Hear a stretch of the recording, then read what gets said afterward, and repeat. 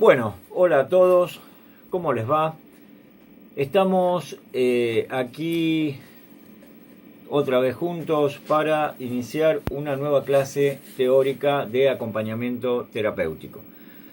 Bueno, la clase de hoy yo denomino algunas clases como complementarias, pero otras como de temáticas troncales. La de hoy es una temática troncal.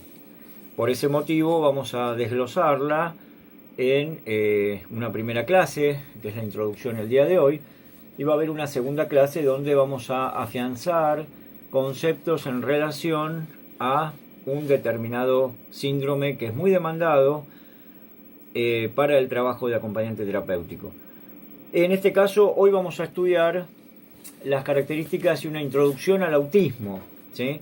Como ya podrán entender, hay mucha demanda laboral respecto de autismo, de personas con autismo, ¿sí? Empezamos por esto, ¿no?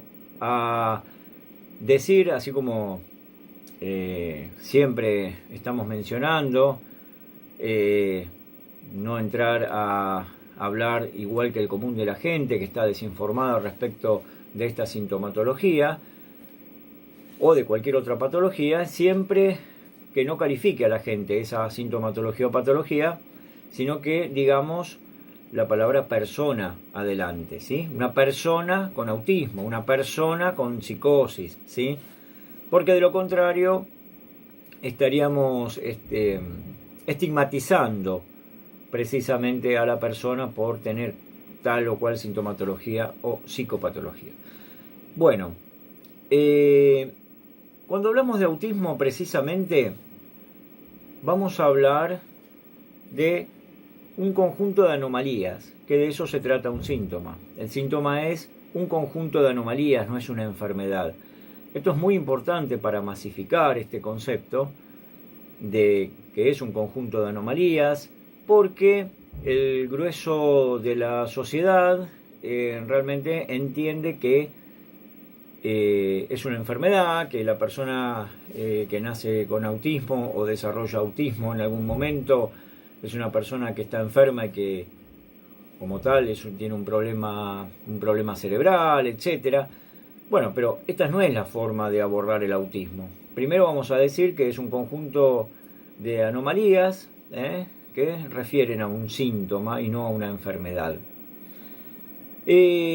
Para empezar a hacer una apretada síntesis de dónde proviene el autismo, tenemos que citar el 1943 a Leo Kanner, un austríaco, que en un momento dado habló por los casos que en el hospital de Baltimore, en Estados Unidos, había observado y de alguna forma esos trabajos sirvieron muchísimo para empezar a hablarse realmente de autismo, lo que se denominaría hoy en día como síndrome de Kanner, ¿no? ¿Por qué? Y porque había tres cuestiones o tres puntos que tienen mucho que ver con lo que observó Kanner.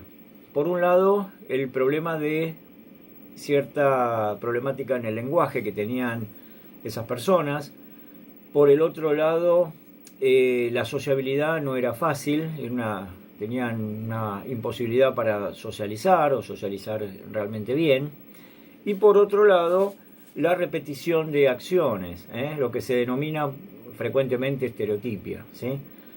Hacer determinadas actividades en forma recurrente, siempre la misma, o tener 3 o 4 actividades donde se realiza siempre todo el día, y no salir de no tener otra motivación que hacer realmente esas 4 actividades, lo que simboliza o significa, mejor dicho, una estereotipia, ¿no?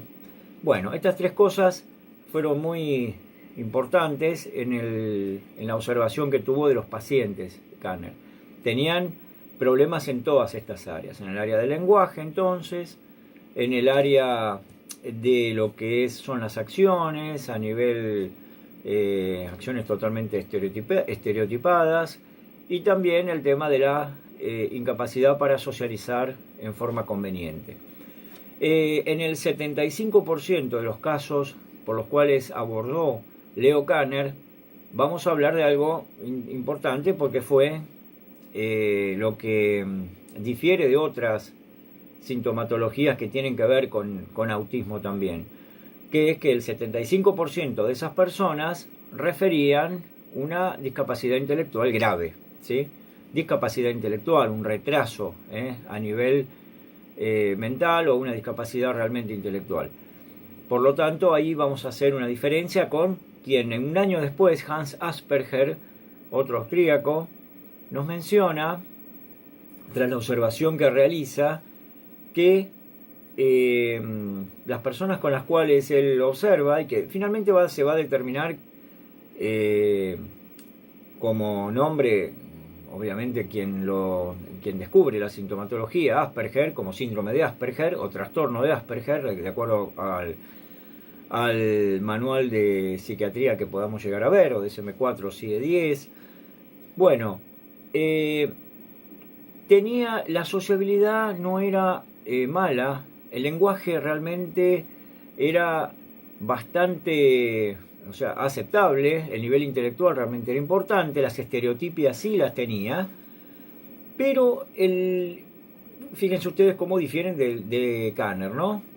El lenguaje realmente era muy, hasta bueno, pero había un tema fundamental con la sociabilidad. La sociabilidad se apartaba muy poco de la norma esperada por la sociedad, ¿sí? La sociedad espera una norma donde la persona se comporte de determinada manera, una conducta lo más aproximada a la diplomacia, a poder hablar en forma como corresponde, tener un nivel de sociabilidad con el otro por el cual no tiene que haber problemas. Mucha gente no tiene no tiene síndrome de Asperger o de Kanner, etcétera, y tiene problemas para sociabilizar, pero en este caso es puntual, ¿no? Las personas con Asperger tienen su problema para sociabilizar, pero no escapan tanto de la norma. Por eso, en el caso mío, que he estado acompañando a un niño con síndrome de Asperger, recuerdo que en cuanto a la sociabilización que tenía con otras personas, uno tenía que observar muy finamente para determinar que se escapaba un poquito de la norma, pero si no, pasaba prácticamente desapercibido ese ítem, ¿sí? Si en algunos momentos algunas características obviamente referían a que estaba dentro de lo que era Asperger o dentro de lo que es este trastorno del espectro autista, que ahora vamos precisamente a decir de qué se trata. Bueno, entonces los dos mojones iniciales son 1943-1944, Kanner primero, Hans Asperger después, son los primeros que empiezan a descubrir, a masificar el tema de autismo en la sociedad, en las distintas sociedades del mundo. Ustedes seguramente quien conoce algo de esto, porque muchas veces yo digo que la sociedad está desinformada, pero muchas personas entienden algo o tienen algún hijo, algún nieto, alguien con un problemita, un trastorno de esta naturaleza, por lo tanto entienden lo que es TGD. Para los que no lo saben, TGD es trastorno generalizado del desarrollo. Bueno, hay dos formas cuando hablamos de trastorno generalizado del desarrollo. Trastorno generalizado del desarrollo, a partir de uno de los DSM, que es el manual de psiquiatría, y también el trastorno del espectro autista. De las dos formas no está mal visto. El trastorno del espectro autista lo acuña en la denominación Lorna Wynn, en algún momento en 1995. El trastorno generalizado del desarrollo viene un poquito antes. Agrupa de cualquier forma los distintos trastornos dentro de lo que es el autismo, tanto en una de las valoraciones como la otra. De cualquier forma, el trastorno del espectro autista no está dentro de lo que es el DSM-4, sino que ahí está el trastorno generalizado del desarrollo. Pero muchos toman el patrón de Lorna Wynn de la categorización que hace de trastorno del espectro autista, porque es un poquito más certero quizás o más práctico, ¿sí? Bueno, para los psicólogos obviamente. La aparición es a partir de los 3 años. Acá tenemos que entender que a partir de los 3 años es muy importante empezar a saber, a observar. Si ya hemos observado que hay cosas que no están en, digamos, en lo que esperamos que ese niño o niña pueda llegar a manifestar, lo vamos a tener que tener en cuenta. Siempre es muy importante el primer año de vida. El primer año de vida es sumamente importante porque a partir de ese primer año de vida nos va a referir muchas cosas, por el cual si tenemos una observación fina nos vamos a dar cuenta. Por un lado, a partir de los 2 meses más o menos, es un aproximado, el niño por lo general, si le hacemos alguna morisqueta, como hacemos a veces a los bebés, ¿no? Niño o niña, obviamente que se va a reír, o va a expresar algo. Bueno, en el caso de un niño dentro de lo que es trastorno del espectro autista, no lo hace. Bueno, puede pasar, no quiere decir que la persona, ese bebé tiene autismo, pero no obstante es como para tener en cuenta. A partir de los 6 meses más o menos tenemos que tener en cuenta, si no, cuando lo miramos a los ojos no se ríe, ¿sí?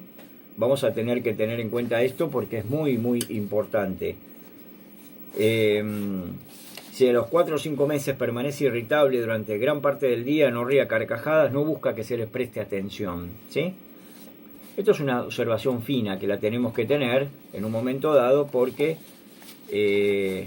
nos va a dar la posibilidad de, no digo agarrar a tiempo por el hecho de que si no se agarra en determinado momento, inclusive a los 3 años, va a suceder algo irreparable. No, pero cuanto antes se pueda corregir algunas conductas que no son las deseadas para un futuro, para el futuro es mucho mejor que tomarlo después a los 8, a los 9 años o superior a esa edad.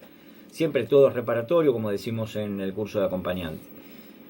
Bueno, a partir de los 6 meses, y el niño que no exprese alegría con gestos y gritos, por motus propio, muchas veces expresa alegría, felicidad, plenitud. Y que a los 12 meses no haya empezado a balbucear. 1 año siempre un bebé empieza a balbucear y tenemos que tener en cuenta. Son cuatro cuestiones que vamos a tener, que tienen que tener realmente en cuenta. Pero muchas veces que esto no pase, bueno, es porque quizás algún pediatra dice: no, bueno, está bien, lo que pasa es que es muy perezoso, lo que pasa es que es su forma de ser. A veces pasan estas cosas y hace que esa madre, sobre todo, los padres, pero sobre todo la madre, quede como convencida o se autoconvenza, busca autoconvencerse de esa forma, porque de lo contrario, ¿qué pasaría? De lo contrario pasaría que le pueden llegar a decir un diagnóstico que no le va a gustar absolutamente para nada. Un diagnóstico que tiene que tener, que puede llegar a ser autismo, y esa palabra va a ser un impacto realmente importante en la psiquis de esa mamá, ¿sí? Un impacto que, si estamos informados, no tendría que ser tal. Pero bueno, el hecho de que hay una sociedad que marca con el dedo y que nos puede llegar a decir tiene un nene o una nena enfermita, bueno, es realmente lógico que la madre no se encuentre obviamente bien y vaya a tratar de negar, ¿sí?, la situación antes de que le digan ese diagnóstico que muchas veces claramente aparece, que sabemos que puede llegar a ser ese diagnóstico. Lo que siempre hay que tener en cuenta, que hay que hacer todo en torno a lo mejor para el nene o la nena. Está bien, lo que nos pueden llegar a decir a nosotros, si somos padres y nos dicen: tuvieron un hijo enfermito, los de afuera son de palo, no nos tiene que interesar. Nos tiene que interesar que las capacidades en desarrollo de ese niño o de esa niña sean lo mejor posible, porque para eso somos los padres, ¿sí? Entonces hay que desdoblarse en ese sentido, ¿sí? Desdoblarse en el sentido de, si yo soy de determinada forma, voy a tener que superar esa adversidad y poner mucho de fortaleza de parte mía, de parte nuestra, para poder superar ese impacto primero, que inevitablemente surge. En algunos casos llega a una situación tan grave que hasta hay separación entre los padres, entre los cónyuges, cosa que no tiene por qué suceder eso, ¿sí? Pero ya les digo, el tema de la sociedad que marca con el dedo y estigmatiza es lo más horrible que pasa para estos casos, sobre todo para una sintomatología que marca una sutil diferencia con respecto a lo normal, entre comillas, ¿sí? Pasa lo mismo con síndrome de Down, etc. Es como que los padres empiezan a culpabilizarse por sí mismos por el hijo que nació, ¿sí? Y acá no hay que buscar culpas, acá hay que buscar soluciones. Si pasa determinada cosa, hay una sintomatología, yo tengo que asistir a abordar el caso como padre o como madre y sacar a ese hijo adelante para que tenga un futuro realmente promisorio, que lo puede y lo va a tener, ¿sí? Bueno, hay para estas dificultades, hay cuestionarios que permiten realmente sacar a luz todos los padres, inclusive a veces nosotros como acompañantes terapéuticos también lo damos a conocer, cuestionarios como el M-Chat, cuestionario de autismo en la infancia, donde hay preguntas que se hacen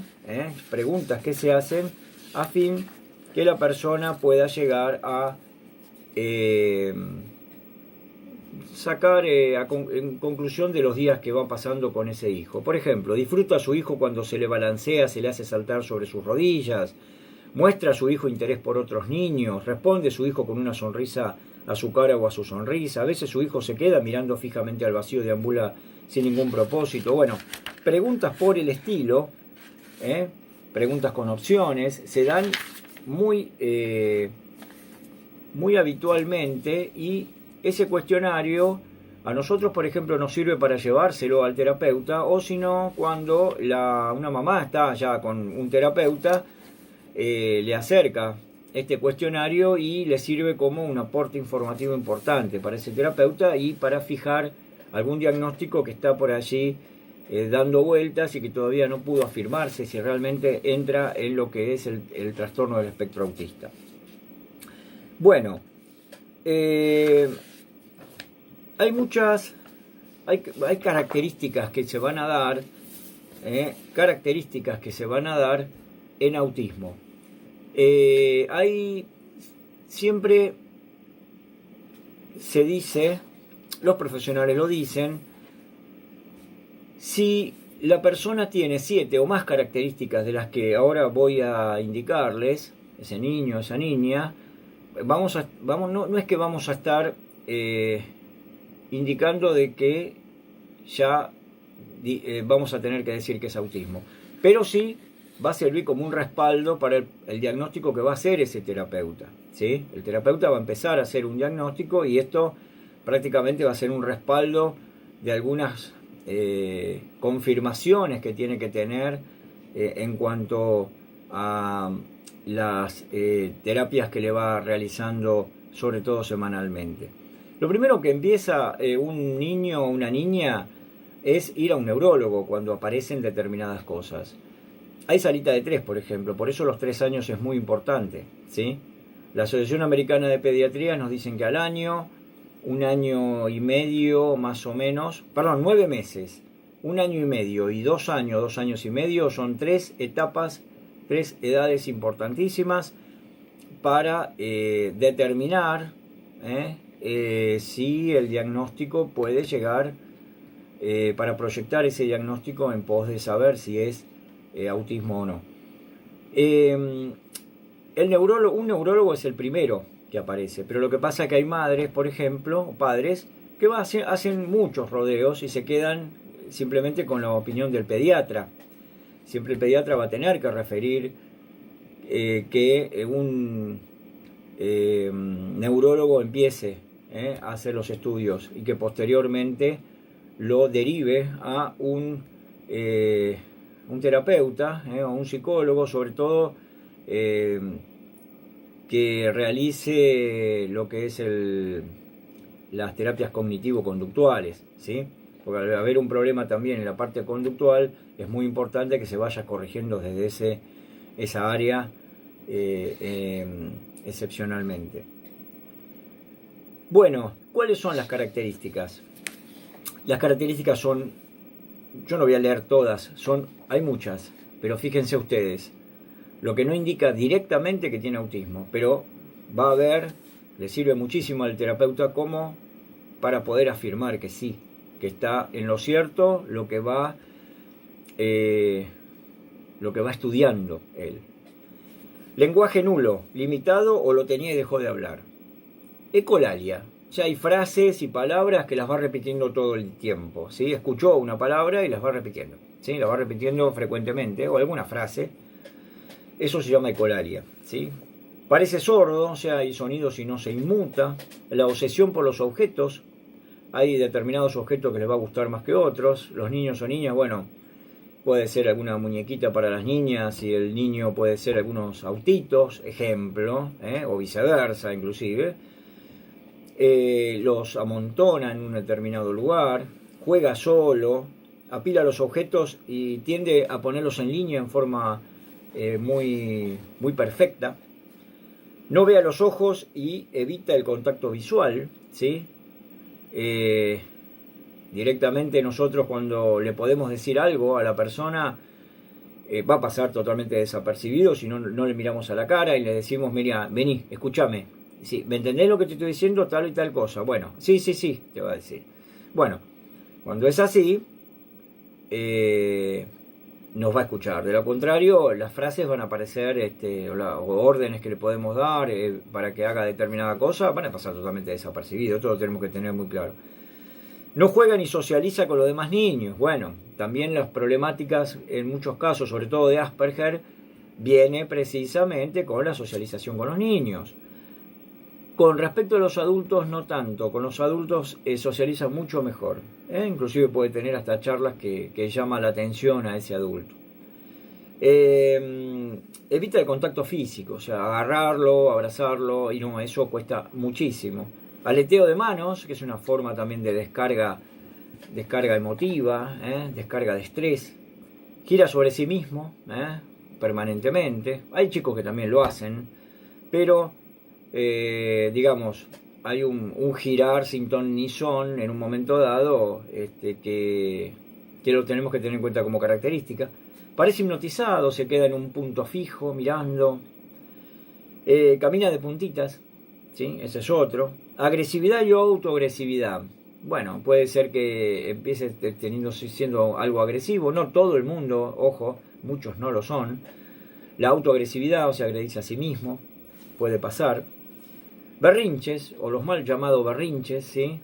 Rabietas, o sea, no necesitaban hacer algo a las 17 horas y son las 17, un minuto y ya es algo tremendo lo que acusa recibo él como algo negativo, como si se terminara el mundo. Se ríe sin razón, permanentemente está riéndose, y de que se ríe. Comportamiento repetitivo, obviamente, porque no tiene más motivación que la que está realizando. O sea, realiza tal o cual cosa y no hay motivación determinada, ¿sí? Para hacer otra cosa. Eso nos compete a nosotros como acompañantes terapéuticos establecer otras actividades para que rompa con esas 3 o 4 actividades que realiza frecuentemente. Rompiendo eso le vamos ensanchando la posibilidad, las actividades, vamos agregando actividades.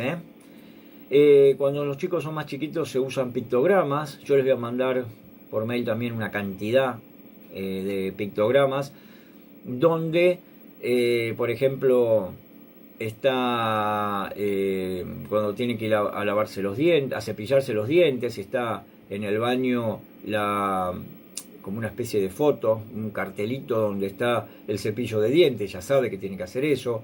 Cuando se levanta en la mesita de luz tiene También un cartelito donde está una taza, simboliza de que tiene que ir a desayunar. Para poder bañarse, en el baño también va a haber otro. O sea, los pictogramas van en distintas partes del lugar, ¿sí? De la casa, para poder ser más ordenado y tratar de ir paso por paso su cotidianeidad, ¿sí? Sus pasos cotidianos.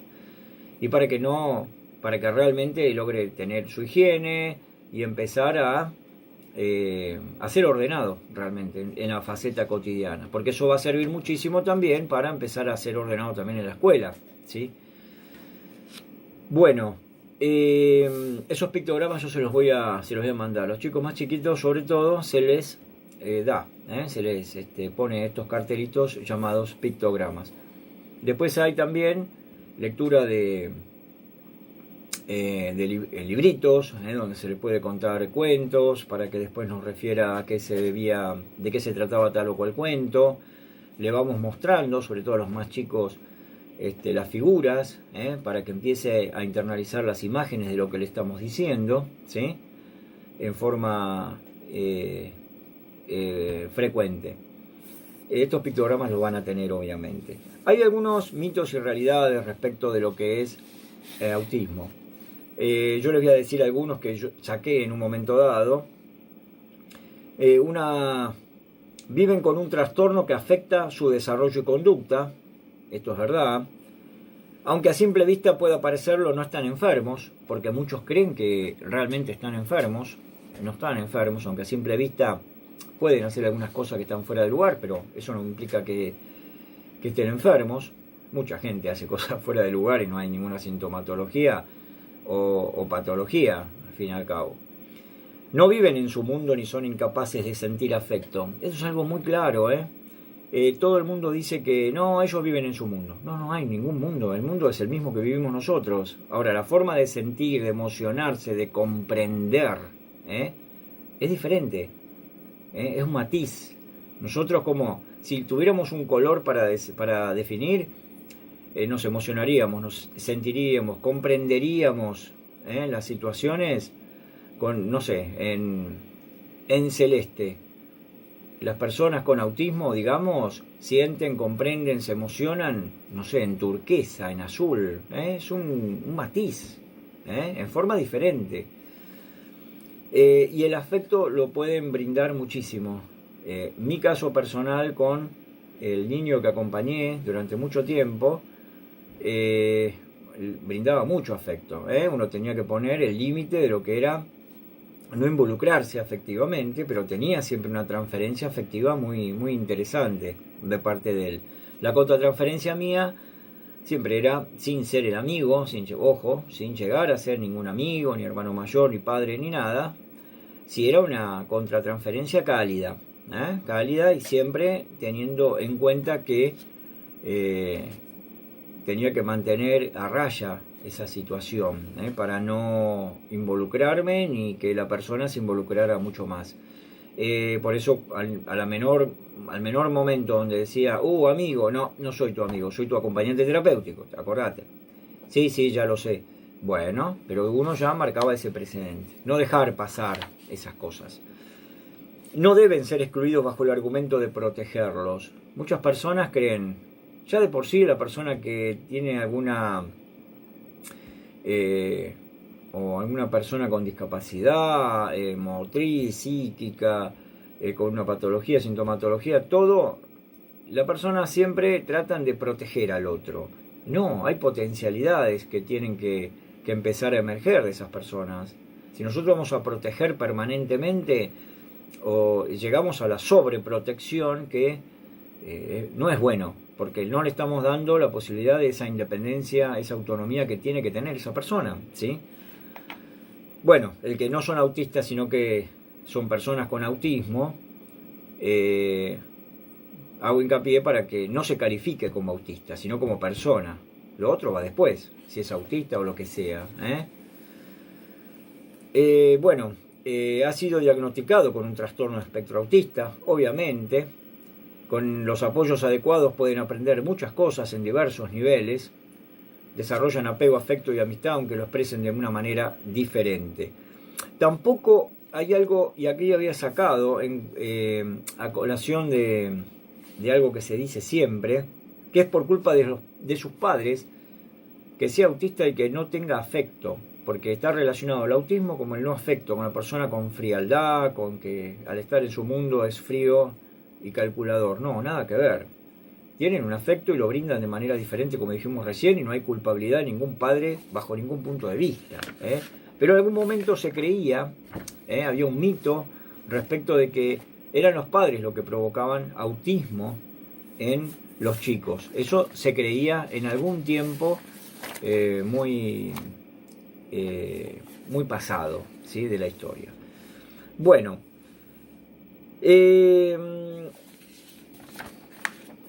es importante lo que vamos a ver ahora. Ustedes van a tener un gráfico acá de los distintos trastornos.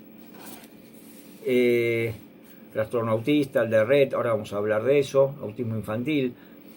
Respecto de lo que son los dos manuales, el CIE-10 y el DSM-4, de trastornos, bueno, ahí están categorizados, ¿sí? Hay 5 tipos, de trastornos en los trastornos generalizados del desarrollo, en los TGD. Uno es el trastorno autista, autismo infantil o síndrome de Kanner, que ya lo hablamos. Hay 3 áreas donde hay que hacer hincapié, que están afectadas, que tienen que ver con el lenguaje, que tienen que ver con la socialización muy problemática que tienen, y también tiene que ver con la comunicación, y también con el lenguaje, la socialización, la comunicación. Estas 3 áreas son muy importantes. Y el comportamiento repetitivo, restringido a 3 o 4 actividades que realiza y nada más, o sea, una estereotipia muy grande. Pero también tenemos que ver que según Kanner hay en las personas que él había observado 75% con discapacidad intelectual. Discapacidad intelectual y grave, ¿sí? Pero como mínimo discapacidad intelectual o retraso mental, ¿sí? Coeficiente intelectual muy por debajo de la norma.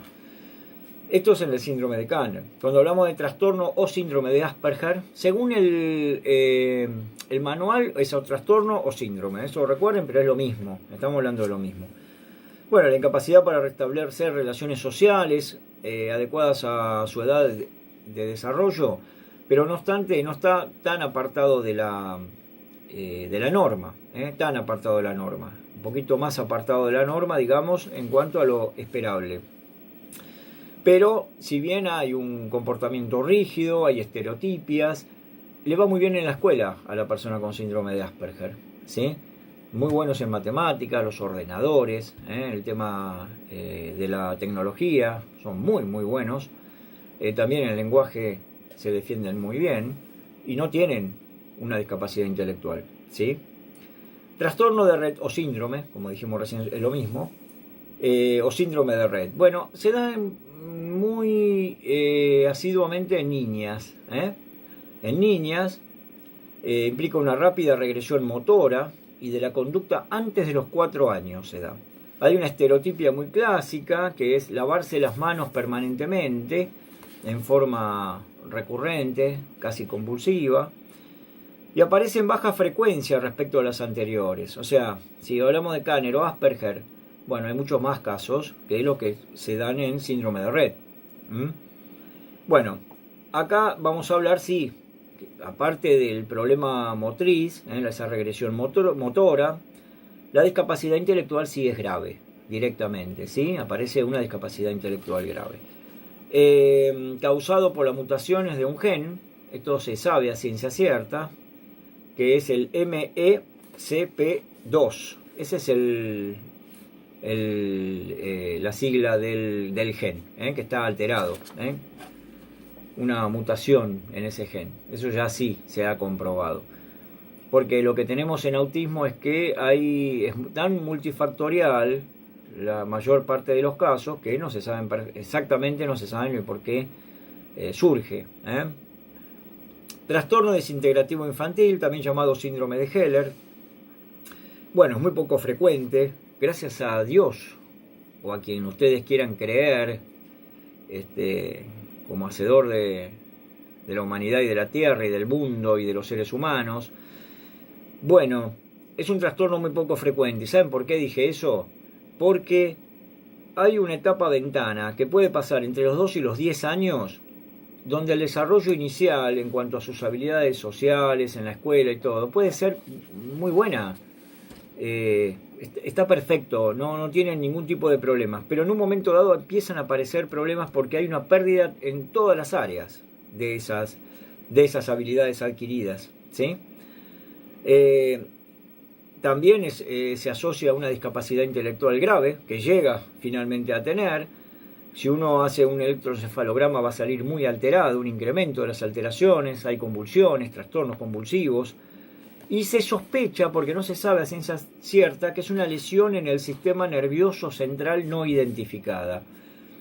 Por eso digo, un padre o padres que están asistiendo a un niño, a una niña, que están criando, que va a la escuela, que viene con ellos y que de repente lo ven bien, porque está bien, y de repente se desencadena esto, es una bomba de tiempo, es un impacto pero tremendo, ¿sí? Porque la persona era una persona y empieza progresivamente a ser otra hasta llegar a una situación pero muy grave, ¿eh? Por eso que gracias a Dios o al cielo o a quien ustedes crean, que no son tantos los casos que se han dado en las distintas sociedades con relación a los otros síndromes. Después tenemos el trastorno generalizado del desarrollo no especificado. Bueno, y acá hay muchos casos donde el terapeuta nos dice esto, pone como diagnóstico sabe que está dentro del TEA, trastorno espectro autista, pero no se juega demasiado y pone esto porque si bien de repente parece que fuera un síndrome de Asperger, pero hay quizá alguna área que dice no, pero el Asperger, esta persona tiene, por ejemplo, un problema de retraso mental, por lo tanto Asperger no puede ser, porque Asperger no tiene retraso mental, es con una intelectualidad muy, muy conservada y muy buena.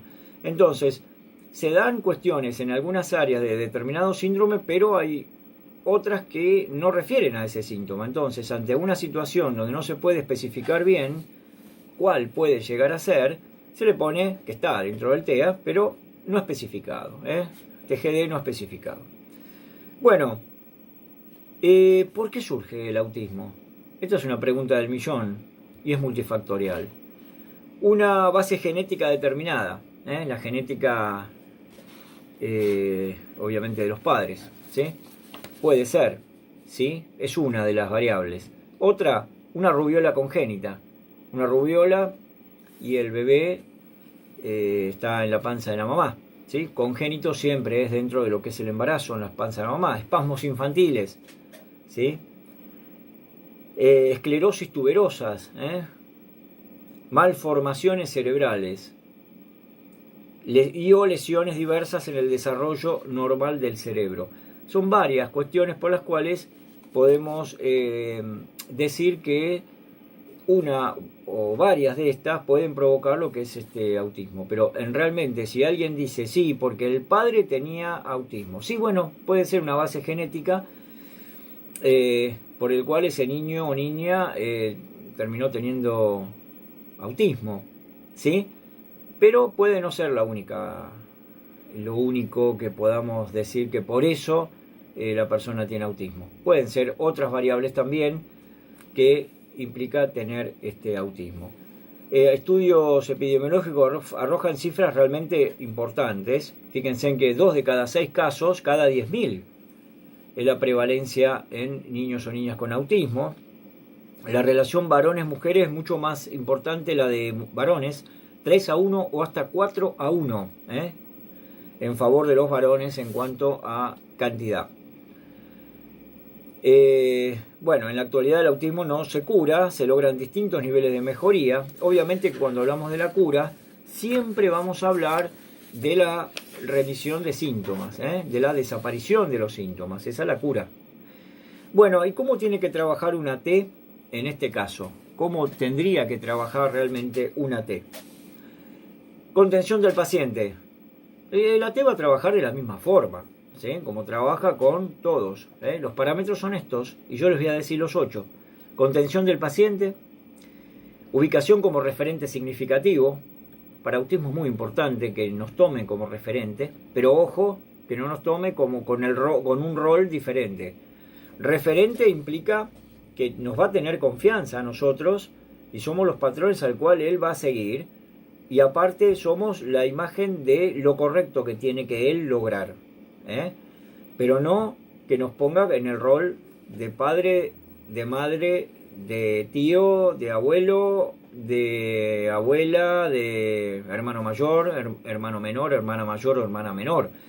Eso no, ¿sí? Referente significativo quiere decir que vamos a tener mucha incidencia en la vida de esa persona para poder corregir, ¿sí? Pero cuando nos ve a nosotros, cuando nosotros marcamos cosas, que vaya internalizando los comportamientos correctos que nosotros marcamos.